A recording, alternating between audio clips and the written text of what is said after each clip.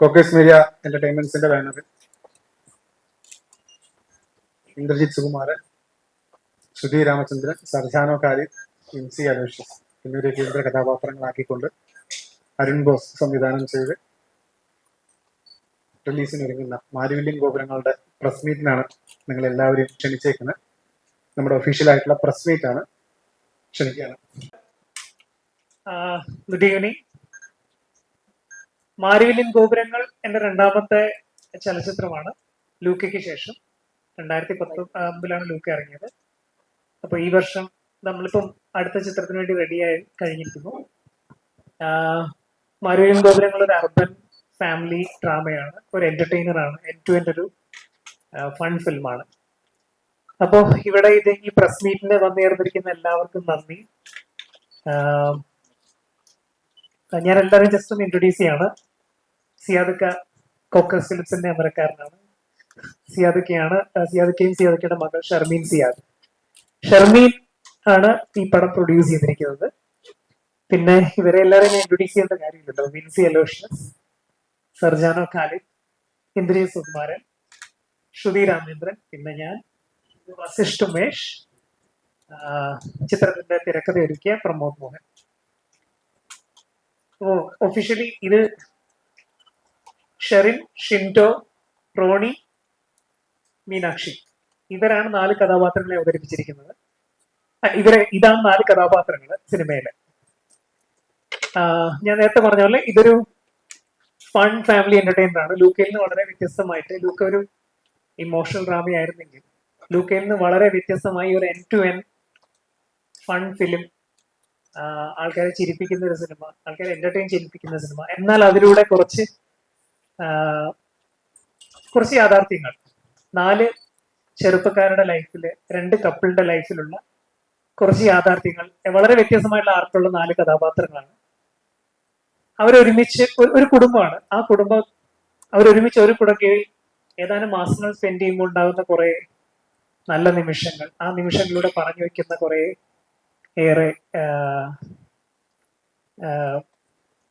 അവരുടെ ലൈഫിലെ, അവരുടെ ജീവിതത്തെ മാറ്റിമറിക്കുന്ന കുറെ ഇൻസിഡൻസ്, ഇതാണ് സിനിമ പറഞ്ഞു വെക്കുന്നത്.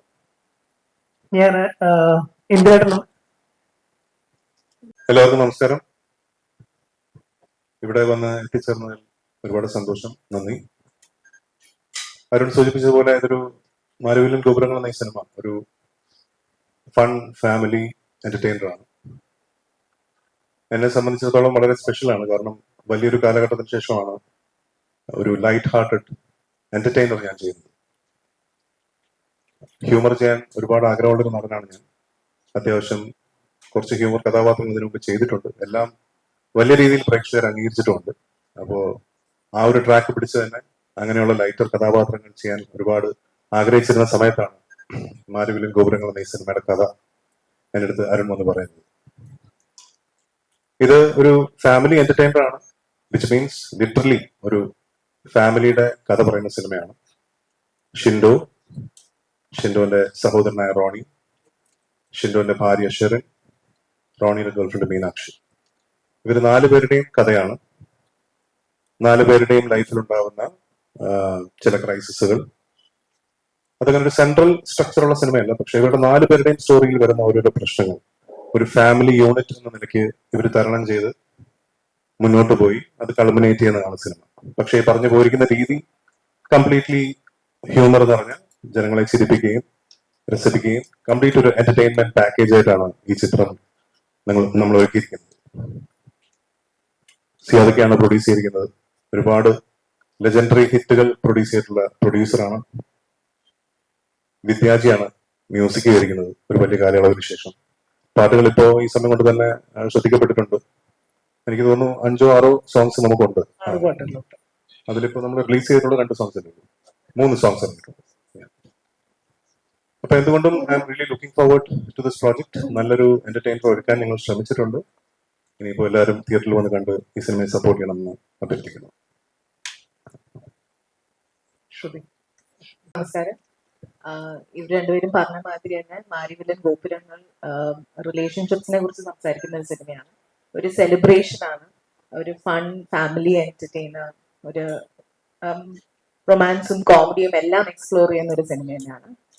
എനിക്ക് ഐ വാസ് വെരി എക്സൈറ്റഡ് ഈ സ്ക്രിപ്റ്റ് കേട്ടപ്പോൾ. കാരണം ഞാൻ ഇതുവരെയും ഹ്യൂമർ എന്ന് പറഞ്ഞ ഒരു ജോണർ എക്സ്പ്ലോർ ചെയ്തിട്ടില്ല. ഈ സിനിമയിൽ ഒരു ചെറിയ രീതിയിൽ എക്സ്പ്ലോർ ചെയ്യാൻ പറ്റി. സോ അത് എനിക്ക് എക്സൈറ്റിംഗ് ആയിരുന്നു. ആൻഡ് ഓഫ് കോഴ്സ് അരുണിന്റെ ഈ team, Cockers media in the banner, Vidyasagar ji in the music. അപ്പോ അതൊക്കെ എനിക്ക് വളരെ എക്സൈറ്റിംഗ് ആയിട്ടുള്ള ഫാക്ടേഴ്സ് ആയിരുന്നു. തന്നെയല്ല, കുട്ടികൾക്ക് വളരെ എന്റർടൈനിങ് ആയിട്ടുള്ളൊരു വലിയ എലിമെന്റ് ഈ സിനിമയിലുണ്ട്. അതിലധികം വിഷ്വൽസ് ഒന്നും നമ്മൾ ഇതുവരെ ടീസറിലോ സോങ്സിലോ ഒന്നും പുറത്തുവിട്ടിട്ടില്ല. ചെറിയ 1-2 സ്നിപ്പറ്റ്സ് ഉണ്ട്. ഒരു entire segment of the film കുട്ടികൾക്ക് ഭയങ്കരമായിട്ട് ഇഷ്ടപ്പെടുന്ന ഒരു വലിയ പോർഷൻ സിനിമയിലുണ്ട്. ഒരു കോമിക് കാരിക്കേച്ചറിസ്റ്റ് പോർഷൻ സിനിമയിലുണ്ട്. അത് ഡെഫിനറ്റ്ലി വർക്ക് ആവും. കാരണം അങ്ങനെ ഒരു അറ്റംപ്റ്റ് അധികം മലയാള സിനിമയിൽ വന്നിട്ടില്ല. അപ്പൊ അത് രസമായിരിക്കും എന്നാണ് ഞാൻ വിശ്വസിക്കുന്നത്. നമസ്കാരം. ഇവിടെ എത്തിച്ചേർന്ന എല്ലാവർക്കും നന്ദി. എനിക്ക് ഈ സിനിമയുടെ ഭാഗമാകാൻ പറ്റിയിട്ട് ഭയങ്കര സന്തോഷമുണ്ട്. ഇവരെല്ലാവരും പറഞ്ഞ പോലെ ഒരു ഫൺ പാക്ഡ് എന്റർടൈൻമെന്റ് ഫിലിമാണ്. ഫാമിലിക്കും എല്ലാവർക്കും ഒരു ഏജ് ബാരിയറും ഇല്ലാതെ കാണാൻ പറ്റിയ ഒരു സിനിമയാണെന്നാണ് ഞാൻ വിശ്വസിക്കുന്നത്. ഞാൻ അഭിനയിച്ച സീൻസും ഡബ് ചെയ്തപ്പോൾ കണ്ട സിനിമയും പിന്നെ വായിച്ച സ്ക്രിപ്റ്റും വെച്ചിട്ട് എനിക്ക് ജെന്യുവൻലി ഭയങ്കര കോൺഫിഡൻസ് ഉണ്ട് ഈ സിനിമയിൽ. ആൾക്കാർക്ക് ഇഷ്ടപ്പെടുമെന്നും ആൾക്കാർക്ക് കണക്ട് ആവുന്ന സിനിമയായിരിക്കണം. സോ ഹോപ്പ്ഫുള്ളി എല്ലാവരും പോയി സിനിമ കാണാൻ നല്ല സിനിമ ആയിരിക്കും തന്നെയാണ് എൻ്റെ വിശ്വാസം. അപ്പം എല്ലാവരും സപ്പോർട്ട് ചെയ്യാം. Thank you. ഹായ്. ഇതുവരെ എൻ്റെ കരിയറിലെ ഒരു ഡിഫറെൻ്റ് ആയിട്ടുള്ള ഒരു മൂവിയാണ് മാരിവില്ലൻ ഗോപുരങ്ങൾ. എൻ്റെ ക്യാരക്ടറും മീനാക്ഷി എന്ന് പറയുന്ന ക്യാരക്ടറും ഇതുവരെ ചെയ്തതിൽ നിന്നും ഭയങ്കരമായിട്ട് വ്യത്യാസമുള്ള ഔട്ട്ലുക്കും അതുപോലെ തന്നെ ക്യാരക്ടർ ആർക്കും അതുപോലെ ഹ്യൂമർ എനിക്ക് ഒത്തിരി ചെയ്യണമെന്ന് ആഗ്രഹിച്ചിരുന്ന സമയത്ത് ഒരു ത്രൂ ഔട്ട് ഒരു ഹ്യൂമർ ക്യാരക്ടറായിട്ട് ഒരു ഓപ്പർച്യൂണിറ്റി കിട്ടിയത് മാരിവില്ലൻ ഗോപുരങ്ങളിൽ നിന്നാണ്. ഒരുപാട് ഹോപ്പ് ഉണ്ട്. കാരണം അത്രയും ലൈറ്റ് ഹാർട്ടഡ് ആയിട്ടുള്ള ഒരു ബ്യൂട്ടിഫുൾ മൂവിയാണ്. ഇപ്പം പറഞ്ഞ പോലെ വശിഷ്, അതുപോലെ സുചിച്ചി, ഇന്ദ്രേട്ടൻ, സർജാനോ, ഇവരുടെ കൂടെയൊക്കെ ഉള്ളൊരു കോമ്പിനേഷൻസ് അടിപൊളിയായിരുന്നു. നല്ലൊരു എന്താ പറയാ ആർട്ടിസ്റ്റിക് ആയിട്ട് പെർഫോം ചെയ്യാനും ഒക്കെ പറ്റിയിട്ടുണ്ട്. പിന്നെ ബിന്ദു ചേച്ചി ഇതിലൊരു നല്ലൊരു ക്യാരക്ടർ ചെയ്യുന്നുണ്ട്. ചേച്ചിയുടെ കൂടെയുള്ള സീൻസ് ഒക്കെ എനിക്ക് ഒരുപാട് എന്താ പറയുക ഒരു എക്സ്പീരിയൻസ് തന്നെയായിരുന്നു.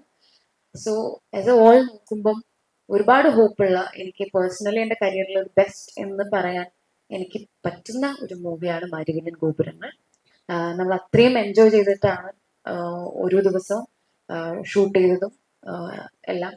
അപ്പം ആ എൻജോയ് ചെയ്ത ആ ഒരു ഹാപ്പി വൈബ് നിങ്ങളിലോട്ടും തിയേറ്ററിൽ ഒക്കെ നിങ്ങൾ കാണുമ്പം നിങ്ങളും അത് എൻജോയ് ചെയ്യും തന്നെയാണ് എൻ്റെ കോൺഫിഡൻസ്. സോ കാണണം.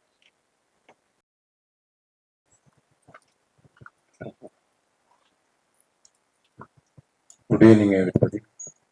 നമ്മൾ പല വേദികളിലും പല പ്രാവശ്യമായിട്ട് ഞാൻ പേഴ്സണലി കണ്ടുമുട്ടാറുള്ള ആൾക്കാരാണ് നിങ്ങളെല്ലാവരും തന്നെ. നിങ്ങൾ ഞങ്ങളുടെ ക്ഷണം സ്വീകരിച്ച് ഇവിടെ എത്തിയതിൽ നന്ദി പറയുന്നു. ഇത് ആക്ച്വലി ഞങ്ങളെ ഒരു ഫ്രണ്ട്സ് പ്രസ് മീറ്റാണ്. നമ്മളെല്ലാവരും ഒന്നായി നിന്നുള്ള ഒരു പ്രസ് മീറ്റാണ്. നിങ്ങൾ ഞങ്ങളെ സപ്പോർട്ട് ചെയ്യുന്നു, അല്ലെങ്കിൽ കോക്കേഴ്സ് ട്രഡീഷനെ സപ്പോർട്ട് ചെയ്യുന്നു എന്ന് വേണം കരുതുവാൻ. എന്ന് വെച്ച് കഴിഞ്ഞാൽ പലപ്പോഴും നമ്മളെല്ലാവരും അങ്ങോട്ടും ഇങ്ങോട്ടും സഹകരിച്ചാണ് കാര്യങ്ങൾ എന്നെ അല്ലെങ്കിൽ എൻ്റെ കമ്പനിയെ ഇതിൽ നിങ്ങൾ സപ്പോർട്ട് ചെയ്തിട്ടുണ്ട് ഇതുവരെ. രണ്ടാമത്തെ കാര്യം, ഞാനിത് സെക്കൻഡ് ജനറേഷനിലേക്ക് ഫോക്കസ് ഫിലിംസ് കൊണ്ടുവരണം എന്നുള്ള ഒരു ആഗ്രഹം എനിക്ക് ഉദിച്ചപ്പോൾ ഞാൻ നേരത്തെ വേദിയിൽ പറഞ്ഞിട്ടുള്ള കാര്യമാണ്. എൻ്റെ മൂത്ത മകളായ ഷെർമീൻ അതിൽ താല്പര്യം കാണിക്കുകയും അവര് ആദ്യമായിട്ട് കുറി എന്ന് പറയുന്ന ഒരു സിനിമ പ്രൊഡ്യൂസ് ചെയ്യുകയും അത് പ്രവീൺ എന്ന് പറഞ്ഞ ഡയറക്ടറായിരുന്നു അന്ന് ചെയ്തിരുന്നത്. അദ്ദേഹവും ഞങ്ങളുടെ ഈ പ്രോജക്റ്റിലാണ് ഞങ്ങളുടെ കുടുംബത്തിലെ ഒരു അംഗം എന്ന നിലയിൽ ഫോക്കസ് മീഡിയയിൽ പ്രവർത്തിക്കുന്നുണ്ട്. എൻ്റെ ഒരു എക്സ്പീരിയൻസ് ആണ് ഞാൻ ഈ ഷൂട്ടിങ്ങിൽ ഷെയർ ചെയ്യുന്നത്. എന്ന് വെച്ച് കഴിഞ്ഞാൽ ഞാൻ ഗൈഡ് ചെയ്യുന്നുണ്ടെങ്കിലും എനിക്ക് ആക്ച്വലി ഞങ്ങൾ ഏറ്റവും വലിയ താങ്ക്ഫുൾ, ഞങ്ങൾ എല്ലാവരുടെയും കൂടെ മനസ്സിലൊരു താങ്ക്ഫുൾ ഒരു പറയേണ്ടത് മിസ്റ്റർ വിദ്യാജിയാണ്. ബിക്കോസ് അദ്ദേഹം ഇവിടെ വന്നിരുന്ന് കമ്പോസ് ചെയ്ത് ഞങ്ങളെല്ലാം സാറ്റിസ്ഫൈഡ് ആയതിനു ശേഷമാണ് ഇതിന്റെ ഓരോ സോങ്സും കൊണ്ടുവന്നത്. അല്ലെ കണ്ടവാനം അതില് അതേമാതിരി തന്നെ നമ്മളെ ലിറിസിസ്റ്റ് വിനായക ശശികുമാർ, അദ്ദേഹം നല്ല വരികൾ, ഞങ്ങള് എല്ലാവരും മോഞ്ചുളിക്കുന്നുണ്ടെങ്കിൽ അപ്പൊ തന്നെ വരികൾ മാറ്റുന്ന ഒരു പ്രകൃതത്തിലുള്ള, എനിക്ക് ഞാൻ പറയണെങ്കിൽ ഗിരീഷ് പുത്തഞ്ചേരിക്ക് ബദലായിട്ട് ഒരിക്കലും ഗിരീഷ് പുത്തഞ്ചേരി ആകില്ല എന്ന് ഞാൻ പറയില്ല. എന്ന് വെച്ച് കഴിഞ്ഞാല് ഗിരീഷ് പുത്തഞ്ചേരിയായിട്ട് വളരെയധികം വർക്ക് ചെയ്തിട്ടുള്ള ഒരു മനുഷ്യനാണ് ഞാൻ.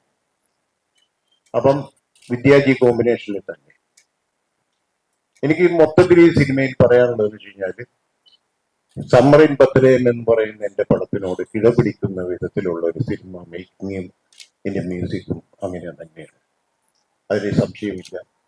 എല്ലാരും തന്നെ എന്ന് വെച്ച് കഴിഞ്ഞാല് വിൻസി ആണെങ്കിലും ഇന്ദ്രജിത്ത് ആണെങ്കിലും ഷെർജാൻ ആണെങ്കിലും ശ്രുതി ആണെങ്കിലും എല്ലാരും ഞങ്ങളുടെ ആ സ്പിരിറ്റിനോട് ഒരുമിച്ച് നിന്നുകൊണ്ട് ഈ കഥാപാത്രങ്ങൾക്ക് എന്ത് ചെയ്യാൻ പറ്റും എന്നുള്ള ഈ പടത്തിൽ കൂടെ ഞങ്ങൾ എന്ത് മനസ്സിൽ കാണുന്നു ആ വിധത്തിൽ തന്നെ അതില് വരികയും അതേമാതിരി തന്നെ പിക്ചറൈസേഷൻ ഞങ്ങളുടെ ക്യാമറമാൻ ഇവിടെ ഇല്ല, ശ്യാം, അദ്ദേഹത്തിന് വലിയ എക്സ്പീരിയൻസ് ഒന്നും അവകാശപ്പെടാനില്ലെങ്കിലും കുറെ പടങ്ങൾ വർക്ക് ചെയ്തിട്ടുണ്ട്. പക്ഷേ ബ്യൂട്ടിഫുൾ ഫോട്ടോഗ്രാഫി, വളരെ കളർഫുൾ ആയിട്ടുള്ള ഒരു ഫോട്ടോഗ്രാഫിയാണ് ഇതിലുള്ളത്. And thanks to our little boy Vasisht, because ഇതില് നേരത്തെ ഇന്റർവ്യൂസ് സൂചിപ്പിച്ച മാതിരി തന്നെ കുട്ടികൾക്ക് വരെ എന്റർടൈൻമെന്റ് ഈ സിനിമയിലുണ്ട്. ബിക്കോസ് അദ്ദേഹം ഈ വസിഷ്ഠ ചെയ്യുന്ന ഒരു കഥാപാത്രം ഷിൻഡോ എന്ന് പറയുന്ന നമ്മുടെ പൃഥ്വിരാജ്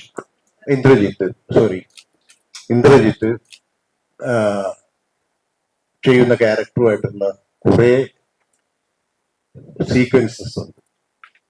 അതെല്ലാം തന്നെ ഇൻട്രസ്റ്റിംഗ് ആണ്. കുട്ടികൾ വിഭാഗത്തിൽപ്പെട്ട എല്ലാ കുട്ടികൾക്കും തന്നെ ആ ഒരു പോർഷൻ എന്റർടൈൻമെന്റ്, എന്നാൽ കഥയില് ഒരു ക്യാരക്ടറായിട്ട് തന്നെ നിൽക്കുന്നുണ്ട്. പിന്നെ എനിക്ക് പറയാനുള്ളതെന്ന് വെച്ച് കഴിഞ്ഞാല് ഈ മ്യൂസിക് ഞങ്ങളുടെ സോങ്സ് പുറത്തു വിട്ട സമയത്തൊക്കെ തന്നെ അത് യൂട്യൂബിലാണെങ്കിലും മറ്റുള്ള മീഡിയാസിലൊക്കെ ആണെങ്കിലും അത് 1 മില്യൺ എബോവ് കവറേജ് കിട്ടിയ സോങ്സ് ആണ്. So I am happy about that. Because എന്റെ പടങ്ങളിൽ, ഞാൻ ഫോക്കസ് ഫിലിംസ് ചെയ്തിരിക്കുന്ന പടങ്ങളിലെല്ലാം തന്നെ തീർച്ചയായിട്ടും സബ്ജക്റ്റുമായി തന്നെ അതിന്റെ മ്യൂസിക്കും വരാറുണ്ട്. പാട്ടുകൾ ഹിറ്റാവും, whether picture is success or not. എന്റെ പാട്ടുകൾ ഇന്നും FM ട്രാൻസ്മിഷനിൽ വെച്ച് കഴിഞ്ഞാൽ ഒരു ദിവസം 2-3 പാട്ടെങ്കിലും ഞാൻ കേൾക്കാം. So people likes that. അപ്പൊ അതേമാതിരി തന്നെയുള്ള ഒരു സോങ്സ് സിറ്റുവേഷൻസ് ആണ് ഇതിലുള്ളത്.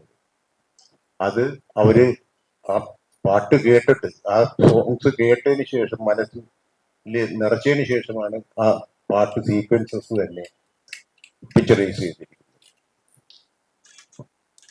ആൻഡ് ഡെഫിനറ്റ്ലി ഇതിന്റെ ഡയറക്ടർ അരുൺ ആൻഡ് പ്രമോദ്, അവർ ഈ പടം ഡിസ്കസ് ചെയ്യുമ്പോൾ അവരുടെ തീമുമായിട്ട് വരുമ്പോഴത്തേക്കും ഞങ്ങളോട് ഡിസ്കസ് ചെയ്ത് കഴിഞ്ഞപ്പോഴത്തേക്കും ഞാൻ പറഞ്ഞ ഒരു സജഷനാണ്, ഹ്യൂമർ എലിമെന്റ് നമുക്കിതിൽ മിസ് ചെയ്യാൻ പറ്റില്ല. ബിക്കോസ് അതിന് ആംപിൾ ചാൻസസ് ഉണ്ട് ആ സീക്വൻസ് വൈസ്. അങ്ങനെ അവര് പ്രമോദിന് വലിയൊരു താങ്ക്സ്. വേറൊന്നുമില്ല, അരുണും പ്രമോദും കൂടി ഇരുന്ന് രണ്ടാമത്തത് കറക്റ്റ് ചെയ്തു. അതിൻ്റെ ആയിട്ടുള്ള ഒരു ഫോർമാറ്റിലാണ് ഞങ്ങൾ ഷൂട്ടിംഗ് തുടങ്ങുന്നത്. അപ്പൊ അത് അതേമാതിരി സംഭവിച്ചിട്ടുണ്ട്. ഈ പടം തീർച്ചയായിട്ടും ഒരു ഫാമിലി എന്റർടൈൻമെന്റ് വിത്ത് മ്യൂസിക്കൽ.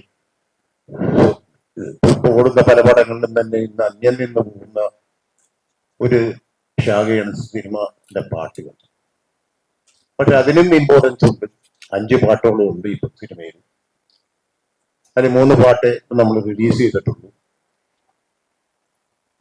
ഇപ്പോഴത്തെ ഈ കുത്തൊഴുക്ക് കഴിഞ്ഞാൽ, ഈ പറഞ്ഞ ഇപ്പൊ കുറെ പടങ്ങൾ റിലീസ് കഴിഞ്ഞാൽ ഇമ്മീഡിയറ്റ് ആയിട്ട് തന്നെ ഞങ്ങൾ ഈ പടം റിലീസ് ചെയ്യാൻ ആഗ്രഹിക്കുന്നു.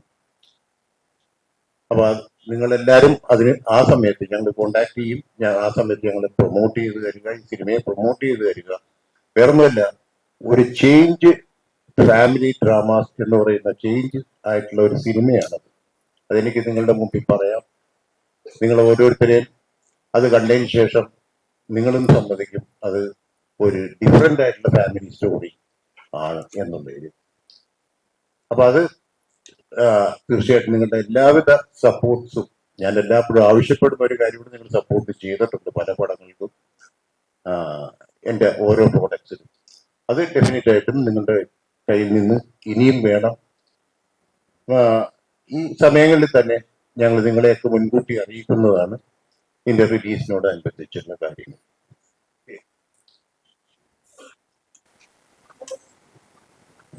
Good evening. ആക്ച്വലി ഇന്ന് ഞങ്ങളുടെ ക്ഷണം സ്വീകരിച്ച് ഇവിടെ വന്ന എല്ലാവർക്കും I am very thankful that you are all here. Actually ഈ ഒരു സിനിമ എന്ന് പറയുന്നത് ഡെഫിനറ്റ്ലി ഒരു എന്താ പറയുക, ഒരു ടീം, എന്താ പറയുക, ഒരു ടീം കൊണ്ടുവരുന്ന ഒരു ലൈക്ക് ഈ പറഞ്ഞ ഒരു ലൈക്ക് നമുക്ക് ഈ സിനിമ എന്താണെന്നുള്ളത് ശരിക്കും ഇതിന്റെ പുറകിൽ പ്രവർത്തിച്ച എല്ലാവരുടെയും ഒരു എഫേർട്ട് എന്നുള്ള ഒരു രീതിയിൽ തന്നെ കാണാൻ പറ്റും. ബിക്കോസ് ഇവിടെ എല്ലാവരും സിനിമ ഉണ്ടാക്കുന്ന സമയത്ത് എൻജോയ് ചെയ്ത് അല്ലെങ്കിൽ ആ ഒരു ഹാപ്പിനെസ്സിലൂടെയാണ് ഈ ഒരു പ്രോഡക്റ്റിന്റെ ഫൈനൽ ഒരു ഔട്ട്കം വന്നിരിക്കുന്നത്. സോ പ്രോബബ്ലി നിങ്ങൾ തിയേറ്ററിൽ കാണുമ്പോൾ ഡെഫിനറ്റ്ലി ആ ഒരു എക്സ്പീരിയൻസ് നിങ്ങൾക്ക് സിനിമയിലും ഫീൽ ചെയ്യാൻ പറ്റും. So it's basically a team effort and I'm thankful to all the characters who actually have like put in their maximum effort for this. Thank you.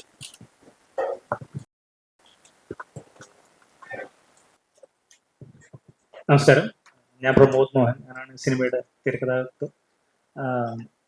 ഈ സിനിമയുടെ സ്ട്രക്ചർ എന്ന് പറഞ്ഞാൽ ഒരു നമ്മൾ പലപ്പോഴും ഇംഗ്ലീഷിലൊക്കെ കണ്ടുള്ള സിറ്റ്കോം സീരീസുകളുടെ ഒരു സ്ട്രക്ചർ ഉണ്ട്. ഒരു പ്രധാന കഥാപാത്രമല്ല, 4 പ്രൊട്ടഗണിസ്റ്റുകളുണ്ട്. അവരുടെയൊക്കെ പേഴ്സണൽ പ്രൊഫഷണൽ ഇഷ്യൂസും അത് സോൾവ് ചെയ്യുന്നതും ഒരുമിച്ച് അങ്ങനെ ഒരു കുടുംബമായിട്ട് അത് തരണം ചെയ്യുന്നു. അതിൻ്റെ ഒരു കൾമിനേഷനാണ് ഈ ഇതിൻ്റെ ഒരു സ്റ്റോറി സ്ട്രക്ചർ. അപ്പോൾ അതിൽ ഹ്യൂമറും ഇമോഷൻസും എല്ലാം ഈക്വൽ ബ്ലെൻഡിലുണ്ട്. നമ്മളെല്ലാവരും വളരെ എൻജോയ് തന്നെയാണ് ഈ സിനിമ ചെയ്തത്. അപ്പോൾ അതിൻ്റെ ഒരു ഔട്ട്പുട്ട് നിങ്ങൾക്ക് കാണാൻ പറ്റുന്നതായിരിക്കുന്നു. എല്ലാവർക്കും ഒരു സന്തോഷവും പ്രതീക്ഷയും ഒക്കെ കൊടുക്കുന്ന ഒരു വളരെ ലൈറ്റ് ഹാർട്ടഡ് ഫിലിമാണ്. നിങ്ങളുടെ എല്ലാ സപ്പോർട്ടും പ്രതീക്ഷിക്കുന്നു. Thank you.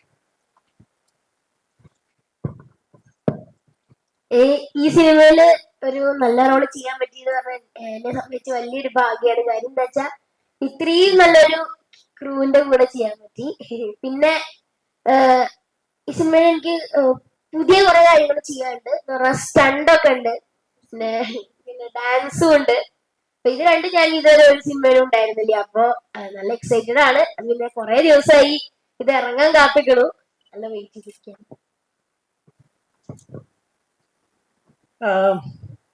നേരത്തെ പറഞ്ഞ പോലെ സിനിമ ഒരു വളരെ ഒരു കൊളാബറേറ്റീവ് ജേർണിയാണ്. അപ്പൊ ഇത് നമ്മളെല്ലാവരും as A team, more than A team, as A family ആദ്യം മുതലേ. ഇപ്പൊ കോക്കസിൽ ഞാൻ ആദ്യമായിട്ട് ആക്ച്വലി എന്റെ തിരക്കഥാകൃത്ത് പ്രമോദും ഞാനും ഈ സബ്ജക്ട് റെഡിയായിട്ട് ആദ്യം കോക്കസ് ചെല്ലുന്ന ആക്ടേഴ്സിന്റെ ഡേറ്റ് ആയിട്ടല്ല.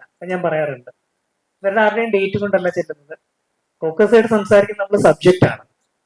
ഇങ്ങനെയൊരു കോണ്ടന്റ് ആണ്, ഇതാണ് ഞങ്ങൾ ഉദ്ദേശിക്കുന്ന സിനിമ. ഇതിൽ നിന്ന് ഞങ്ങൾ ഉദ്ദേശിക്കുന്ന ഇങ്ങനെ ഒരു ട്രീറ്റ്മെന്റ് ആണ്, ഇങ്ങനെ ഒരു ഫൺ ഫാമിലി, ഒരു സെലിബ്രേഷന്റെ സ്വഭാവമുള്ള സിനിമയാണ് നമ്മൾ ചെയ്യാൻ ഉദ്ദേശിക്കുന്നത് എന്ന് പറയുന്നു. ഫോക്കസ് അത് എഗ്രി ചെയ്യുന്നു. പിന്നെ സിയാദിക്കാണെങ്കിൽ നമുക്ക് ഇന്ന സമയത്ത് ഷൂട്ട് ചെയ്യണം, ഇതിന് റൈറ്റ് ആയിട്ടുള്ള ആർട്ടിസ്റ്റുകൾ ആരാണോ നിങ്ങൾ ഐഡന്റിഫൈ ചെയ്തോളൂ. അതിനുശേഷമാണ് ഇന്ദ്രേടനെ കാണുന്നതും ശ്രുതിയെ കാണുന്നതും സർജാനെ കാണുന്നതും. ഇവരാണ് ഇതിന്റെ റൈറ്റ് കാസ്റ്റിംഗ്, പെർഫെക്റ്റ് കാസ്റ്റിംഗ് ആണ്. ഇവരുടെ കെമിസ്ട്രി കറക്റ്റ് അല്ലെങ്കിൽ ഒരിക്കലും നമുക്കൊരു ഹ്യൂമർ വർക്ക്ഔട്ട് ആവില്ല. എപ്പോഴും പറയുമല്ലോ, ഒരേ ഫ്രെയിമിൽ തന്നെ നമുക്ക് ആക്ഷൻ റിയാക്ഷൻ ഒക്കെ കറക്റ്റ് ആയിട്ട് കൺസീവ് ചെയ്യാൻ പറ്റുമ്പോഴാണ് ഹ്യൂമർ കറക്റ്റ് ആയിട്ട് വർക്ക് ആവുന്നത്. എന്നെ സംബന്ധിച്ച് ഹ്യൂമർ എന്റെ ആദ്യത്തെ പരിശ്രമമാണ്. ലൂക്ക കുറച്ചും കൂടെ ഒരു ഇമോഷണൽ ഡ്രാമയാണെങ്കിൽ ഇത് കുറച്ചും കൂടെ എൻഡ് ടു എൻഡ്, നമ്മളെല്ലാ പ്രമോ നേരത്തെ പറഞ്ഞില്ലേ അതേപോലെ തന്നെ സിറ്റുവേഷനിൽ ഓർഗാനിക് ആയിട്ട് ഉണ്ടാവുന്ന ഹ്യൂമർ ആണ്. ക്ലൗണിങ് അല്ല, കുറച്ചും കൂടെ ഓർഗാനിക് ആയിട്ട്. പിന്നെ ഇത് റിലേറ്റബിൾ ആണ്. ഇത് അർബൻ കപ്പിൾസിന് മാത്രമുള്ള സ്റ്റോറി അല്ല. നമ്മൾ അങ്ങനെ അർബൻ കപ്പിൾസ് എന്ന് പറഞ്ഞെങ്കിലും C middle class couple from anywhere, ഏത് ജോഗ്രഫിയിലെ ഒരു മിഡിൽ ക്ലാസ്സിനും ഈസി ആയിട്ട് കണക്ട് ആകും. അവരുടെ എല്ലാവരും അനുഭവിക്കുന്ന ഒരു കോമൺ പ്രശ്നങ്ങളാണ് ഈ 4 കഥാപാത്രങ്ങളും അവരനുഭവിക്കുന്ന കോമൺ പ്രശ്നങ്ങളാണ് സിനിമ. പക്ഷെ അത് ഡീൽ ചെയ്യുന്നത് ഒരു കുറച്ചും കൂടെ ഒരു ഫൺ എന്റർടൈൻമെന്റ് സ്വഭാവത്തിലാണ്. അപ്പൊ ഇത്രയേ ഉള്ളൂ. ബാക്കി എനിക്ക് തോന്നുന്ന നിങ്ങളിന്ന് ക്വസ്റ്റ്യൻസ് ആയിട്ട് കേൾക്കാം അല്ലേ? Had any questions?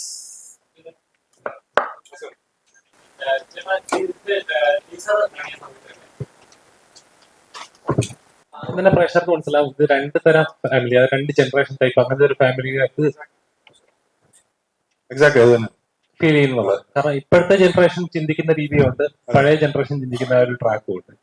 ഇന്ത്യയിലെ ഏതാ വിശ്വസിക്കുന്നത് കുറച്ചുകൂടെ? അല്ല, അങ്ങനെ ഒരു വിശ്വാസമായിട്ടില്ല. ഇതിനകത്ത് നമ്മളങ്ങനെ ജഡ്ജ്മെന്റലായിട്ടൊന്നും പറഞ്ഞു വെച്ചിട്ടില്ല. ഇപ്പൊ നമ്മുടെ സമൂഹത്തിൽ നമ്മുടെ ചുറ്റും തന്നെ പലതരം ആൾക്കാരുണ്ട്, പലതരം റിലേഷൻഷിപ്സ് ഉണ്ട്. ഹസ്ബൻഡ് ആൻഡ് വൈഫ് റിലേഷൻഷിപ്പ് ആണെങ്കിൽ തന്നെ നമ്മൾ ഓരോ കപ്പിൾസിനെ എടുത്താൽ അവരുടെയൊക്കെ കഥകൾ ഓരോന്നാണ്. അപ്പൊ നമ്മൾ ഒന്നിനെയും അങ്ങനെ ഇതാണ് ശരി, എല്ലാവരുടെയും ശരിയും തെറ്റും വളരെ സബ്ജക്റ്റീവാണ്. ഒരാൾക്ക് ശരിയെന്ന് തോന്നുന്നത് ചിലപ്പോൾ മറ്റൊരാൾക്ക് ശരിയാവണമെന്നില്ല.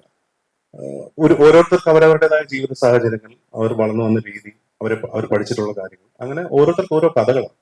അപ്പൊ അങ്ങനെയുള്ള ഡിഫറെന്റ് ആയിട്ടുള്ള ആൾക്കാരുടെ കഥകളാണ് അതിൽ പറയുന്ന ഡിഫറെന്റ് ആയിട്ടുള്ള റിലേഷൻഷിപ്സ്. നമ്മൾ അങ്ങനെ ഒന്നും ജഡ്ജ്മെന്റിലായിട്ട് ഇതാണ് ശരി അല്ലെങ്കിൽ ഇങ്ങനെ ആയിരിക്കണം, അങ്ങനെ ഒരു പർട്ടിക്കുലർ ഒരു മെസ്സേജ് കൊടുക്കാനോ അല്ലെങ്കിൽ ഇങ്ങനെ ആയിരിക്കണം കപ്പിൾസ് എന്ന് പറഞ്ഞു കൊടുക്കാനോ ഒന്നും ഒരു ഫോഴ്സ്ഫുൾ ശ്രമം നടത്തിയിട്ടില്ല. അത് സിനിമയുടെ ഭാഗമായിട്ട്, എന്റർടൈൻമെന്റിന്റെ ഭാഗമായിട്ട് നമ്മൾ പറഞ്ഞു പോയിട്ടുണ്ട്. ഹൈ സുധി, നീരജ് എന്നൊരു സിനിമയ്ക്ക് ശേഷം ചെയ്യുന്നത് അങ്ങനെ അത്ര ബോൾഡായിട്ട് ഒരു കഥാപാത്രം ചെയ്യുന്നതിന് ശേഷം കാണുന്നത് ഇതാണ്. എന്താണ് ഈ കഥാപാത്രത്തെ കണ്ട ഒരു പ്രത്യേകത എന്താണ്? എനിക്ക് ഐ തിങ്ക് ഇതിന്റെ സ്ക്രിപ്റ്റ് ആൻഡ് ടീം. നമ്മൾ നേരത്തെ പറഞ്ഞ മാതിരി തന്നെ ഒരു ഫൺ ലൈറ്റ് ഹാർട്ടഡ് എന്റർടൈനർ ആണ്. എനിക്ക് പൊതുവെ റൊമാൻസ് ആൻഡ് കോമഡി എന്ന് പറഞ്ഞ ജോണർ ഭയങ്കര ഇഷ്ടമുള്ള ഒരാളാണ്. റൊമാൻസ് ഹാൻഡിൽ ചെയ്യാൻ പെർഫോം ചെയ്യാൻ ഭയങ്കര ഇഷ്ടമാണ്. ഹ്യൂമർ ഇതുവരെയും ട്രൈ ചെയ്തിട്ടില്ല. അല്ലെങ്കിൽ ഹ്യൂമർ എന്ന് പറഞ്ഞ ജോണറിൽ ആ ഒരു സീനിന്റെ ഒരു ഭാഗമാക്കാൻ അങ്ങനെ I don't think I got അത്രയും ഓപ്പർച്യൂണിറ്റീസ്. പക്ഷെ ഈ ഒരു സിനിമ ഇങ്ങനത്തെ ഒരു ജോണർ, ഈ സിനിമ പറയുന്ന കുറെ കാര്യങ്ങൾ ഐ ഫീൽ ലൈക്ക് എനിക്ക് റെസനേറ്റ് ചെയ്യാൻ പറ്റിയിട്ടുണ്ട്. അപ്പൊ അതുകൊണ്ട് തന്നെ ഡയറക്ടർ എടുത്താണ് ലൂക്ക വലിയൊരു ഹിറ്റ് ആയിരുന്നു. അതായപ്പോ ഒരു മ്യൂസിക്കൽ ഇമോഷണൽ ആയാലും ശരി, പെർഫോമൻസ് ആയാലും ശരി, സ്റ്റോറി വൈസ് ആയാലും ശരി, വളരെയധികം കുറെ ചേഞ്ചസ് ഉണ്ട്. നല്ലൊരു ഫിലിം ആയിരുന്നു അത്. അതിൽ നിന്ന് മാരിവില്ലും ഗോപുരങ്ങൾ കുറെ ഒരു ഫൺ എന്റർടൈനിങ് അല്ലെ ഫാമിലി റിലേറ്റഡ് സിനിമയാണ്. എന്തുകൊണ്ടാണ് അങ്ങനെ ഒരു ജോണർ എടുക്കാനുള്ള കാരണം? ആസ് എ ഫിലിം മേക്കർ എനിക്ക് എല്ലാത്തരം ജോണറുകളും ഇഷ്ടമാണ്. ഇതിൽ കോമൺ ആയിട്ട് പ്രോപ്പർലി ഉള്ള ഒരു ഘടകം റിലേഷൻഷിപ്പ് ഡ്രാമാസ്, റിലേഷൻഷിപ്പ് സ്റ്റോറീസ് എനിക്ക് വളരെ ഇഷ്ടമാണ്. പ്രോബ്ലി ഞാൻ എല്ലാത്തരം സിനിമകളെയും കാണുമെങ്കിലും ഇപ്പൊ നമ്മള് ഇംഗ്ലീഷ് ഫിലിംസ് എടുക്കുകയാണെങ്കിൽ ബിഫോർ സൺസെറ്റ് സീരീസ് അല്ലെങ്കിൽ ബ്ലൂ വാലന്റൈൻ, ഇപ്പൊ മലയാളത്തിൽ തന്നെ പത്മരാജന്റെ സിനിമകൾ, ഭരതന്റെ സിനിമകൾ റിലേഷൻഷിപ്പിലാണ്. ഇതിൽ അത് ഏറ്റവും റിസ്കി ആയിട്ടുള്ള ഫിലിം മേക്കിംഗ് കൂടിയാണ്. ഇമോഷൻസ് കറക്റ്റ് ആയില്ലെങ്കിൽ ഒരിക്കലും ഇങ്ങനത്തെ സിനിമകൾ വർക്ക് ആവില്ല. ഫോർ ലൂക്ക കുറച്ച് ബ്രേവ് ആയിട്ട് ചെയ്തൊരു സിനിമയാണ്. കാരണം അങ്ങനത്തെ ഒരു ട്രാജിക്കൽ എൻഡ്, തുടക്കവും ട്രാജിക്കൽ എൻഡും, പക്ഷെ അതിലൂടെ നമ്മൾ പറഞ്ഞു വെക്കുന്നത് വളരെ ഇന്റൻസ് ആയിട്ടുള്ള റൊമാൻസ് ആണ്. അതിന്റെ ഒരു ത്രില്ലർ സ്വഭാവത്തിലൂടെ മുന്നോട്ട് പോകുന്നതാണ് കുറച്ചും കൂടെ നമുക്ക് ആ ക്യൂരിയോസിറ്റി ബിൽഡ് ചെയ്യാൻ പറ്റിയത്. പിന്നെ അത് 2 സീസൺസ് ആണ്. സമ്മർ സമയത്ത് നടക്കുന്ന ടൊവിനോയുടെ ഹാനയുടെയും കഥാപാത്രങ്ങളുടെ പ്രണയം, ഫോളോഡ് ബൈ മഴക്കാലത്തുള്ള നംനെസ്സിലും ശരിക്കും പറഞ്ഞാൽ ഒരു മരവിപ്പിലും മടുപ്പിലും ഉള്ള ഒരു പോലീസുകാരന്റെ പ്രണയം. ഇത് പാരലൽ സ്റ്റോറീസ് ആണ്. ഇതിൽ നിന്ന് വളരെ വ്യത്യസ്തമായിട്ടുള്ള ഒരു ജോണറയാണ് മാരിവില്ലിൻ ഗോപുരം. നേരത്തെ പറഞ്ഞല്ലോ, ഞാൻ ഒരു ജോണറിൽ സ്റ്റിക്ക് ചെയ്യാൻ ആഗ്രഹിക്കുന്നില്ല. ചിലപ്പോൾ ഇത് കഴിഞ്ഞ് ചെയ്യാൻ പോകുന്ന മറ്റൊരു ജോണറിലുള്ള സിനിമയായിരിക്കാം. എങ്കിലും human issues, human emotions, especially couple stories, ആണും പെണ്ണും എന്നുള്ള പ്രഹേളികയിൽ എന്താണ് വേറെ ഉള്ളത്? വളരെ വ്യത്യസ്തമായിട്ടുള്ള ചിന്താഗതികളുള്ള 2 സ്പീഷീസ് ആണ് ലിറ്ററലി ആണും പെണ്ണും. അവരെത്രയോ കാലങ്ങളായിട്ട് കപ്പിൾസ് ആയിട്ട്, ഐ മീൻ ഒരു കൂരയ്ക്കുള്ളിൽ അവർ ജീവിക്കുന്നു. അതിലും ഏറ്റവും വലിയ മിസ്റ്ററി എന്താണുള്ളത്? അത് നിങ്ങൾക്ക് എല്ലാവർക്കും പ്രണയങ്ങളുണ്ടാവും, ഭാര്യമാരുണ്ടാവും,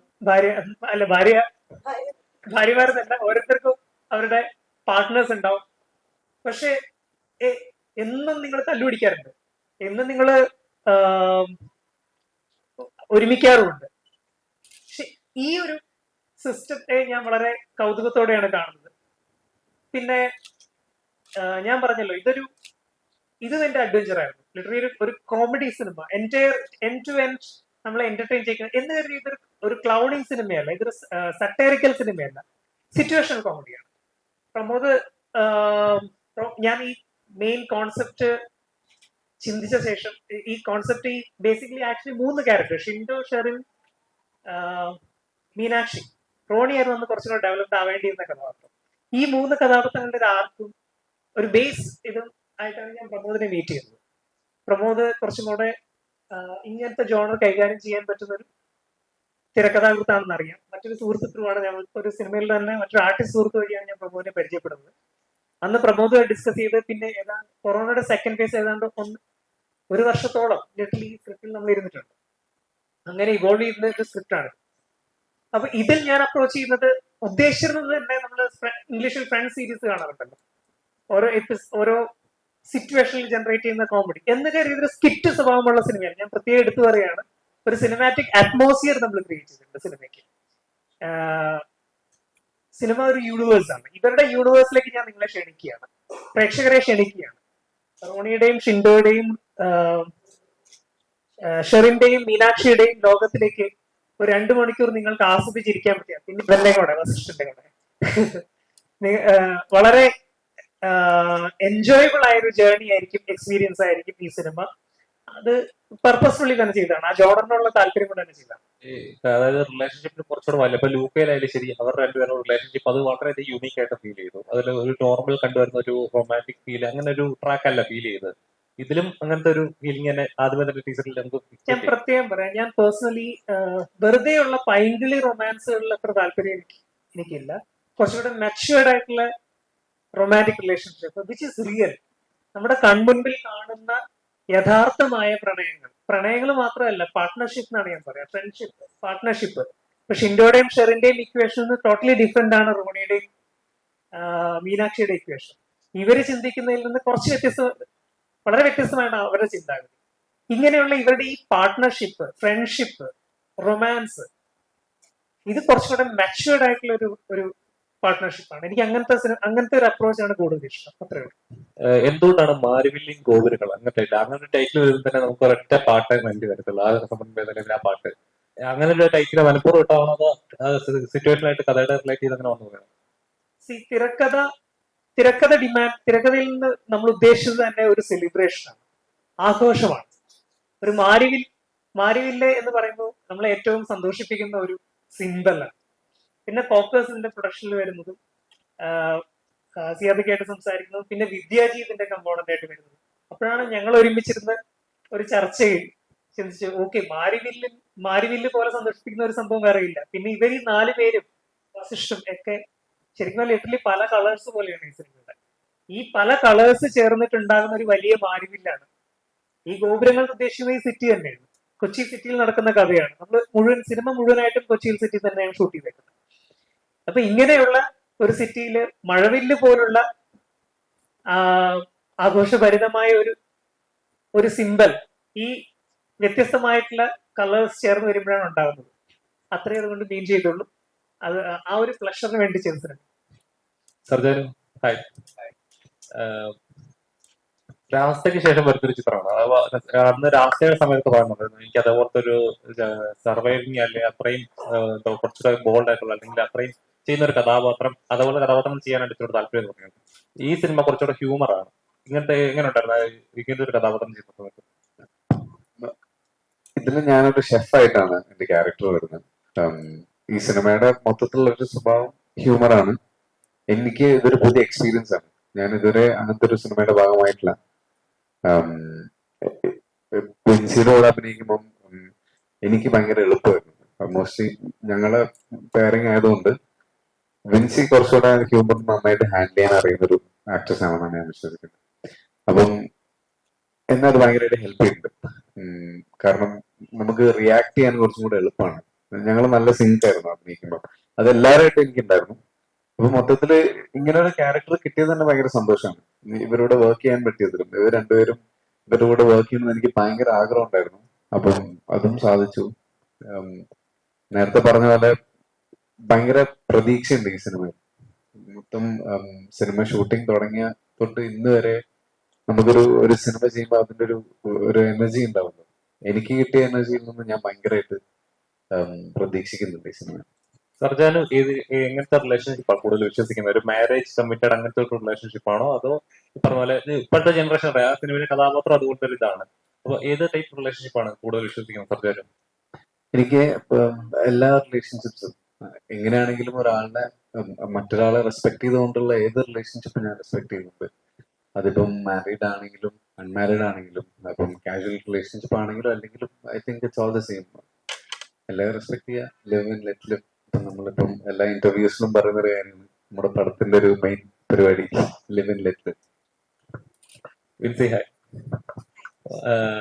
കരിയർ നല്ല രീതിയിൽ, അതായത് ഓരോ സിനിമകൾ ചെയ്യുമ്പോഴും ഓരോ കഥാപാത്രം ഒന്നും സമയം പറ്റാതെ ലെവലായിട്ട് ഓരോ ആ ഗ്രാഫ് ഇങ്ങനെ കീപ്പ് ചെയ്ത് പോകുന്നുണ്ട്. ഇപ്പൊ ഫേസ് ഓഫ് ഫേസ് ഓഫ് അവർ ഇതുവരെ കണ്ടിട്ടുള്ള ഒരു കഥാപാത്രം ഇങ്ങനെ ഒരാൾ ചെയ്തു, ഈ വ്യക്തിയാണോ ഇത് ചെയ്തത് എന്നൊരു ചർച്ച വരെ ഉണ്ട് ഉണ്ടായത്. അത് ഓസ്കാർ ലെവലിലൊക്കെ പോയി അത് വേറൊരു ഇതാണ്.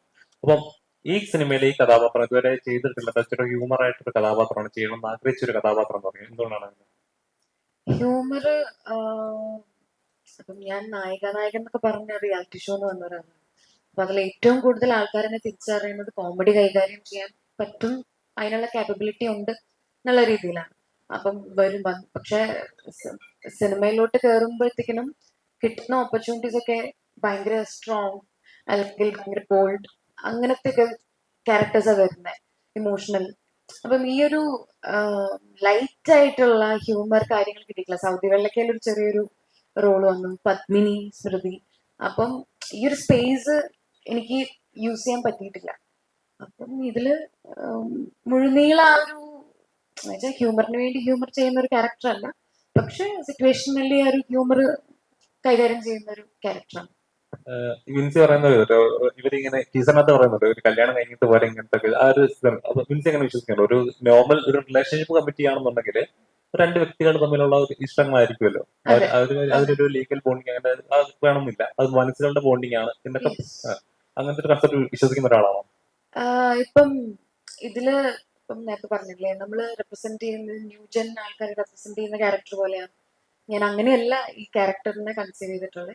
അതായത് ഇപ്പം അവരുടെ ചോയ്സുകളാണ്. ഇപ്പൊ ഇവർക്ക് കല്യാണം കഴിക്കാൻ കുട്ടികൾ വേണ്ട, ഞങ്ങൾക്ക് കുട്ടികളാവാൻ കല്യാണം കഴിക്കണ്ട എന്ന് പറയുന്നിടത്ത് അവരുടെ വ്യൂ പോയിന്റ്സ് കാണിക്കുന്നുള്ളത്. നമ്മള് ഇപ്പോഴത്തെ ന്യൂജൻ ആൾക്കാരെ റെപ്രസെന്റ് ചെയ്യുന്നു എന്നല്ല മൂവിയിൽ നമ്മൾ കാണിക്കുന്നത്. പേഴ്സണൽ ലൈഫിൽ ഓൾസോ നമുക്കിപ്പം എന്ത് തോന്നുന്നല്ല, ഇപ്പം എനിക്ക് മാരേജ് അതാണ് ആഗ്രഹം എന്നുണ്ടെങ്കിൽ ചിലപ്പോൾ കുറച്ച് അപ് ടു 2 years അത് മാറാം. സോ ഇപ്പൊ ഞാൻ തീരുമാനങ്ങളോ എനിക്ക് ഇന്ന കോൺസെപ്റ്റോ ഒന്നുമില്ല. So let it be. എന്റെ പാർട്ട്ണറും കൂടി വരട്ടെ, പാർട്ട്ണറിന്റെയും കൂടി രീതിയിൽ ചിലപ്പോൾ നമുക്ക് മാരേജ് ആയിരിക്കും ഓക്കെ ആവുക, ചിലപ്പോൾ മാരേജ് ഓക്കെ ആവില്ല.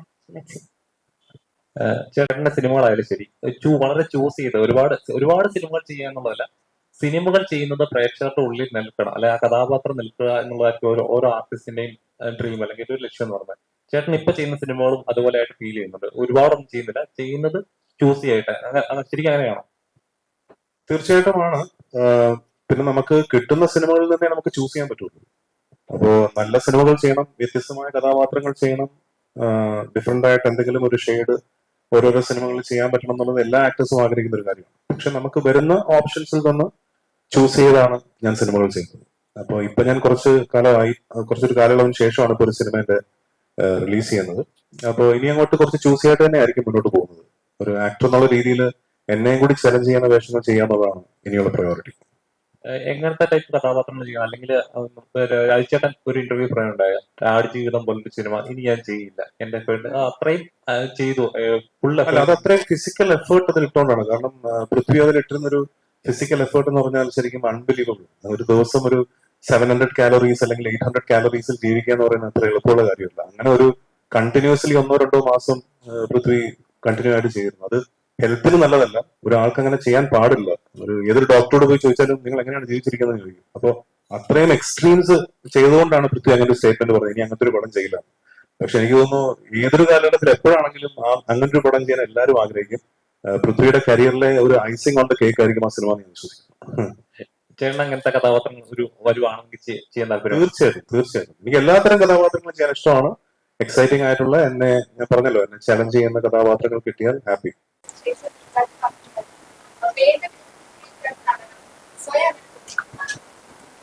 അതിപ്പോ അതിന് ഞാനല്ലല്ലോ ഉത്തരം പറയേണ്ടത്. എന്നെ ഉപയോഗിക്കേണ്ടവർ വന്ന് എന്നെ കാസ്റ്റ് ചെയ്ത് ഉപയോഗിച്ചിട്ടുണ്ട്. എനിക്ക് പറ്റുന്നത് പോലെ ഞാൻ ആ സിനിമകളിലൊക്കെ നന്നാക്കാൻ ശ്രമിച്ചിട്ടുണ്ട്. അതിപ്പം സീരിയസ് സിനിമകളാണെങ്കിലും ഹ്യൂമർ സിനിമകളാണെങ്കിലും ആ സിനിമകൾ ഭംഗിയാക്കാൻ ഒരു ആക്ടർ എന്നുള്ള രീതിയിൽ ഞാൻ ശ്രമിച്ചിട്ടുണ്ട്.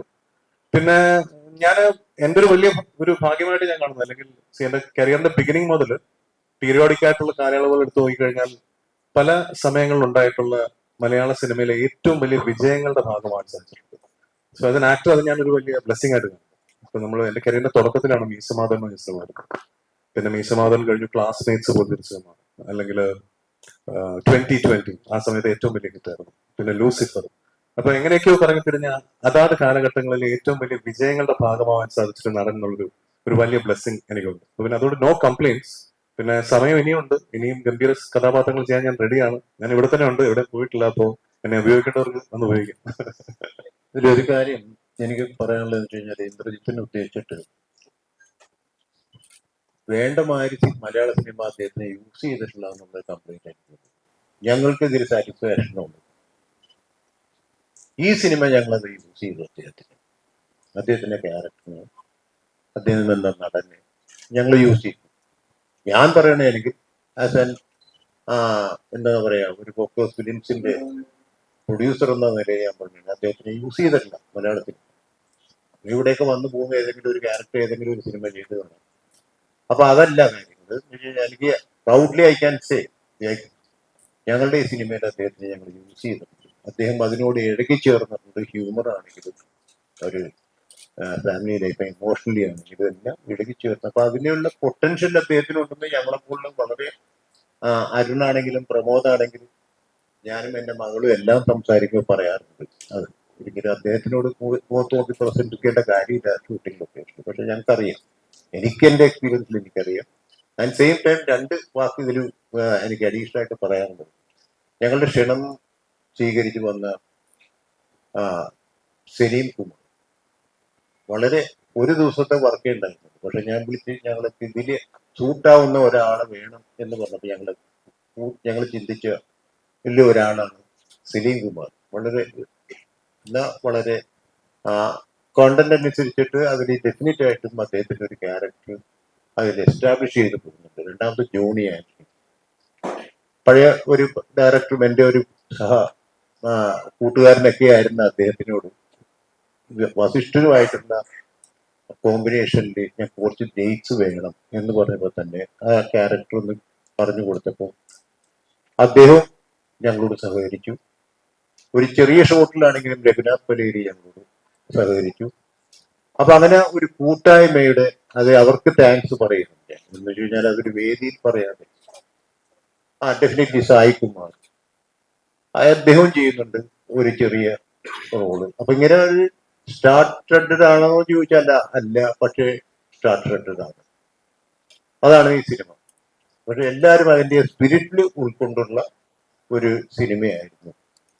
ഞാൻ അവര് ചോദിച്ച ചോദ്യത്തിന് പൃഥ്വിരാജിന് ഇന്ദ്രജിത്തിനെ ഉദ്ദേശിച്ചിട്ട് പറഞ്ഞ ഒരു ക്വസ്റ്റ്യനുള്ള ഒരു ആൻസറും കൂടിയാണ് ഞാൻ ആദ്യം പറഞ്ഞത്. ഞാൻ ഇപ്പോഴും പറയുന്നു, അദ്ദേഹത്തിനെ വേണ്ട വിധം യൂസ് ചെയ്തിട്ടില്ല മലയാള സിനിമ. ബേസിക്കലി ഇന്ദ്രേട്ടനെ ശരിക്കും ലൈക്ക് ഞങ്ങൾ ഡിസ്കസ് ചെയ്യുമ്പോൾ പലപ്പോഴും പറഞ്ഞിട്ടുള്ള ഒരു കാര്യം, ഏറ്റവും കൂടുതൽ നമുക്ക് ഇന്ദ്രേട്ടനെ കാണാൻ ആഗ്രഹിക്കുന്ന, അല്ലെങ്കിൽ ഏറ്റവും കൂടുതൽ ഇന്ദ്രേട്ടനെ കാണാൻ ആഗ്രഹിക്കുന്ന, ലൈക്ക് ബേസിക്കലി ഐ തിങ്ക് ഇന്ദ്രേട്ടൻ also likes doing such kind of roles. എനിക്ക് തോന്നുന്നു like he's basically a very happy person, അല്ലെങ്കിൽ പറയുന്ന പോലെ കുറച്ച് ഹാപ്പിയായി കുറച്ച് ഫൺ ഹ്യൂമർ ഒക്കെ ചെയ്യാൻ ലൈക്ക് വളരെ നാച്ചുറൽ ആയിട്ട് ചെയ്യുന്ന ഒരാളാണ്. സോ ഐ തിങ്ക് മാരിവൽ ഇസ് ഗോയിങ് ടു ബി എന്താ പറയുക, ഇന്ദ്രേട്ടന്റെ ഒരു ന്യൂ പോർട്രയൽ എന്ന് വേണമെങ്കിൽ നമുക്ക് പറയാൻ പറ്റുന്ന ഒരു മൂവി ആയിരിക്കും. എനിക്ക് തോന്നുന്നു പ്രേക്ഷകർക്ക് ഏറ്റവും ഇന്ദ്രേട്ടനെ കാണാൻ ആഗ്രഹമുള്ളത് നമ്മൾ കൊടുക്കുന്ന ഒരു മൂവി ആയിരിക്കും മാരിവില്ലൻ.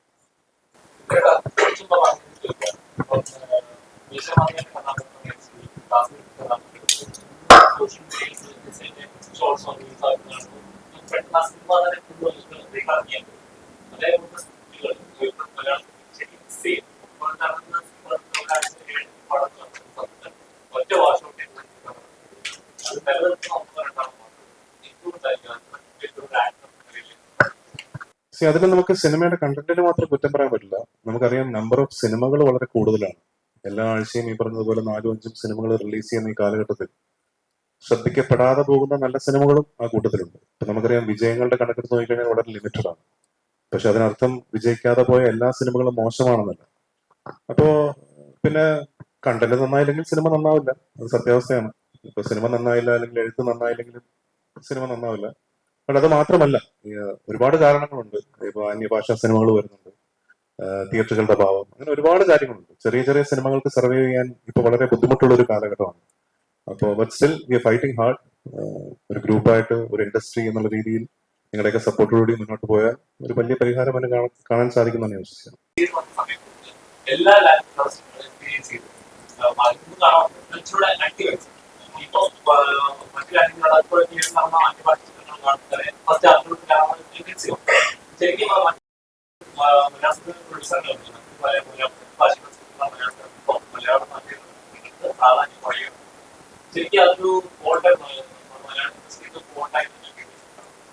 ഒരളവ് വരെ ഈ അന്യഭാഷാ ചിത്രങ്ങളുടെ റിലീസ് സ്റ്റേഷൻസിന് ഒരു ചെറിയ റെസ്ട്രിക്ഷൻ കൊണ്ടുവരണമെന്ന് എനിക്ക് തോന്നിയിട്ടുണ്ട്. കാരണം പലപ്പോഴും ഒരു മാസ് വേവ് പോലെ വന്നാണ് നമ്മുടെ കംപ്ലീറ്റ് കേരളത്തെ കീഴടക്കുന്നത്. നല്ല സിനിമകൾ ഇവിടെ ഓടും. അതിപ്പോ 100 തിയേറ്റർ ആണെങ്കിലും 200 തിയേറ്റർ ആണെങ്കിലും 1000 തിയേറ്റർ ആണെങ്കിലും ഓടും. പക്ഷെ ചെറിയ സിനിമകൾ വെയിറ്റ് ചെയ്യാൻ നിൽക്കുന്ന സമയത്ത് ഒരു വലിയ ഒരു തിരമാല വരുന്നത് പോലെ വന്ന് കംപ്ലീറ്റ് ഏറ്റെടുക്കുന്ന ഒരു പ്രതീതിയുണ്ട്. അപ്പൊ ഡെഫിനറ്റ്ലി അങ്ങനെയുള്ള അന്യഭാഷാ സിനിമകളുടെ റിലീസ് ഡെഫിനറ്റ്ലി എല്ലാ ഭാഷകളും വേണം.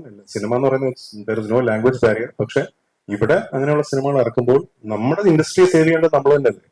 നമ്മൾ തന്നെ ഒരു എഫേർട്ട് ഉണ്ടെങ്കിൽ നമ്മുടെ ഇൻഡസ്ട്രി നമുക്ക് സേവ് ചെയ്യാൻ പറ്റും. അപ്പോൾ ആ രീതിയിൽ നമ്മുടേതായ ചില നിയമങ്ങൾ അല്ലെങ്കിൽ ചില റിലീസ് റെസ്ട്രിക്ഷൻസ് ഉണ്ടെങ്കിൽ കുറെ കൂടെ ഇങ്ങനെയുള്ള ചെറിയ മലയാള സിനിമകൾക്ക് കയറി വരാൻ പറ്റും എന്നാണ് ഞാൻ വിശ്വസിക്കുന്നത്. ലിമിറ്റ് ഇല്ലേ? ഉണ്ട്, ഇല്ലാത്തത്. അപ്പൊ അത് നമ്മളൊരു എക്സാമ്പിൾ ആയിട്ട് കണ്ട് നമുക്ക് ഇവിടെ ഇപ്പം സിയാദിക്കെ പോലുള്ളവരാണ് അതിനെക്കുറിച്ച് സംസാരിക്കേണ്ടത്. കാരണം ഓർഗനൈസേഷൻസും അസോസിയേഷൻസും ഒക്കെയാണ് തീരുമാനിക്കേണ്ടത് എങ്ങനെ നമുക്കിത് മുന്നോട്ട് പോകാൻ സാധിക്കും, അല്ലെങ്കിൽ അങ്ങനെ ഒരു റെസ്ട്രിക്ഷൻ കൊണ്ടുവന്നാൽ നമുക്ക് നമ്മുടെ സിനിമയെ വീണ്ടും പൊക്കിക്കൊണ്ടുവരാൻ സാധിക്കുമോ, അല്ലെങ്കിൽ ഈ പറയുന്ന ശ്രദ്ധിക്കപ്പെടാതെ പോകുന്ന ഒരുപാട് ചെറിയ സിനിമകൾ വീണ്ടും ശ്രദ്ധിക്കപ്പെടുമോ എന്നൊക്കെ ഉള്ളത് സിയാദിക ഞാൻ ഇതിനൊരു വ്യക്തമായിട്ടുള്ള ഒരു ആൻസർ ഞാൻ തരാനില്ല. ഞങ്ങളുടെ വേദി എന്ന് പറയുന്നത് ഈ സിനിമയുടെ പ്രൊമോഷനെ സംബന്ധിച്ചുള്ള ഒരു കാര്യം, കോൺട്രവേഴ്സിക്ക് വേണ്ടി മറ്റുള്ള കാര്യങ്ങൾക്ക് ഞാനത് സംസാരിക്കുന്നില്ല. പക്ഷേ ഈ ഇപ്പൊ ഇന്ദ്രൻ പറഞ്ഞ മാതിരി നമുക്ക് ചില റെസ്ട്രിക്ഷൻസ് വേണം, ഉണ്ടായേ പറ്റും. അതിലുപരിയായിട്ട് ഒരു കാര്യം പറയാനുള്ളതെന്ന് വെച്ച് കഴിഞ്ഞാൽ, ഞങ്ങൾ ഈ ക്യാരക്ടറിൽ ഈ സിനിമയുടെ നരേഷൻ വിൻസിന്റെ അടുത്ത് സംസാരിച്ചതിന് ശേഷം ഞാൻ മറ്റേ അരുണും പ്രമോദും എൻ്റെ അടുത്ത് വന്ന് ഇങ്ങനെ ഇതിനെ നമുക്ക് ഇങ്ങനെ ഇവർക്ക് വളരെ ഇഷ്ടപ്പെട്ട കാസ്റ്റ് ചെയ്യാം എന്ന് പറഞ്ഞു. ആ പറഞ്ഞ സമയത്ത് തന്നെ എനിക്ക് ഓർമ്മ വന്നത് ചെറിയ സിനിമയെ പറ്റിയാണ്. രേഖ എന്ന് പറഞ്ഞ ഒരു പടം, അത് ഞാൻ കണ്ടിരുന്നു. അതിൽ വിൻസിയുടെ പെർഫോമൻസ് ആണ് ഇതിന്റെ ഇൻസ്പിറേഷൻ. ബിക്കോസ് അപ്പൊ ചെറിയ സിനിമ എന്ന് പറഞ്ഞൊരു സിനിമയില്ല.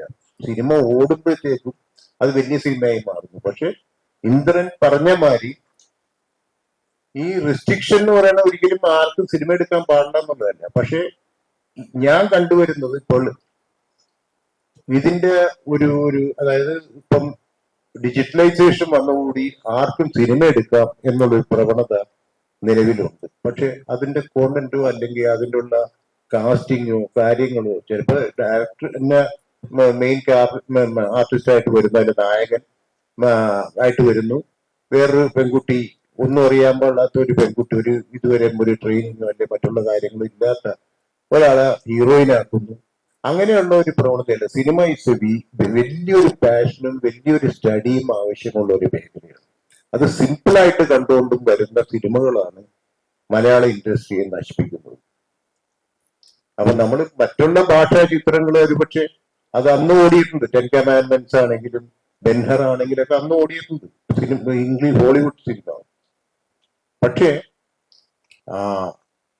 അതൊന്നും നമ്മുടെ ഇതിന് പക്ഷെ അതിനോട് കോമ്പറ്റ് ചെയ്തുകൊണ്ടും ഞാനൊരു സിനിമ എടുക്കുന്നുണ്ടെങ്കിൽ എനിക്ക് മറ്റേ തെലുങ്ക് സിനിമയുടെ ഒരു പടം കണ്ടിട്ട് അതിന്റെ ഒരു നേച്ചറിൽ ഒരു സിനിമ എടുക്കണമെന്ന് പറഞ്ഞാൽ സ്വയം ചിന്തിക്കണം.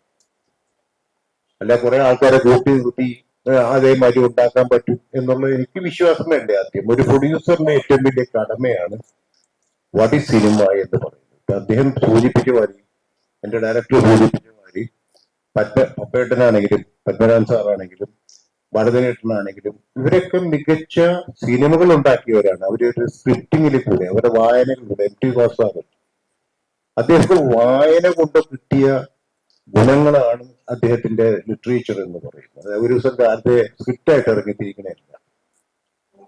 ഞാനിത് പറയാൻ കാരണം ഒരു പൊതുവേദിയിൽ ഇത് പറയേണ്ട കാര്യം ഉണ്ടോ എന്ന് ചോദിച്ചാൽ ഈ വേദിയിൽ ആവശ്യമില്ല. പക്ഷെ പലരും കഥ പറയാനായിട്ട് വരാറുണ്ട്.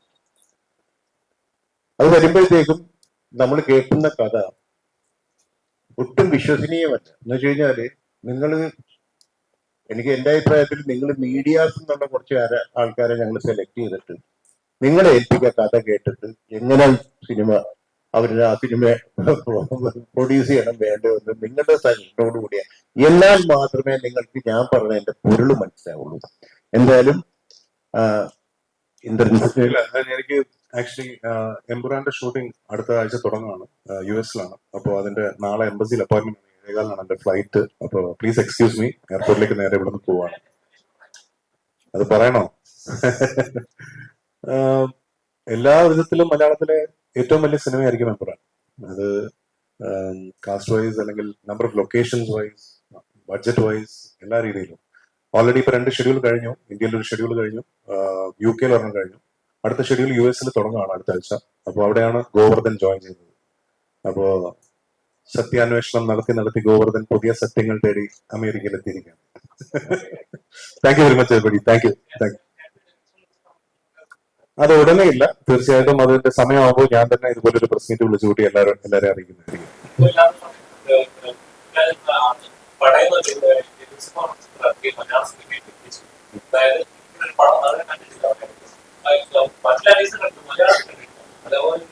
ഞെട്ടിക്കണോ? ഒരു ബോംബ് നോക്കട്ടെ, ഞെട്ടിക്കാൻ ശ്രമിക്കാം.